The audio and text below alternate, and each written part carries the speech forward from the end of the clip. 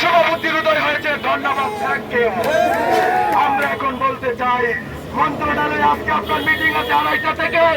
আপনি মন্ত্রণালয়ে আপনার ভুল স্বীকার করুন। মানুষ মাত্রই ভুল হইতে পারে, আইটি সেক্টরের সমস্যা থাকতে পারে। আপনি যেমনটা বলছেন, আমরা অনুরোধ করব আপনারা এই সমস্যার সমাধান করে অতি দ্রুত আমাদেরকে ষষ্ঠ গণবিজ্ঞপ্তিতে অংশগ্রহণ করার সুযোগ করে দিন।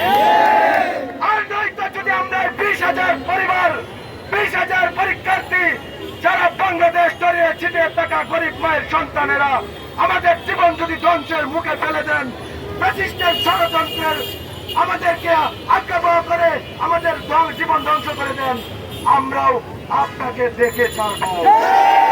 আমরা শিক্ষা মন্ত্রণালয়কে স্পষ্ট করে বলতে চাই, আপনারা আপনাদের ইমেজ রেখে মানবিক দৃষ্টিকোণ থেকে হলেও আপনাদের নীতিমালা অনুযায়ী আমাদেরকে সনদ প্রদান করুন।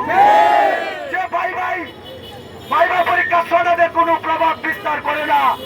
এই সনদ রিটেন মার্কের ভিত্তিতে সনদ চাকরি প্রত্যাশীদের পজিশন ঠিক করে, সেই রিটেনে তো আমরাও পাস এবং কনফিডেন্সলি বলতে পারি যে 40,000কে পাস দিয়েছেন, আমাদের নাম্বার 40 উপরে তো বলবই না, 60 আপ 70 আপ 80 আপ।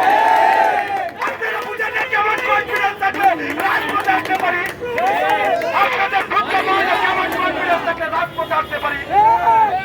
চেয়ারম্যান আপনি বলেন বেসিক নাই, ওরে মূর্খ চেয়ারম্যান, যার বেসিক নাই সে 19 লক্ষ স্টুডেন্ট থেকে কিভাবে পিলি পাস করে 4.5 লক্ষের মধ্যে। ওরে মূর্খ চেয়ারম্যান, তুই বলো বেসিক নাই, বেসিক না থাকলে তৈরি করা প্রশ্নে 9 অপশন প্রশ্নে 100 মার্কের পরীক্ষা কেমনে পাস করলো?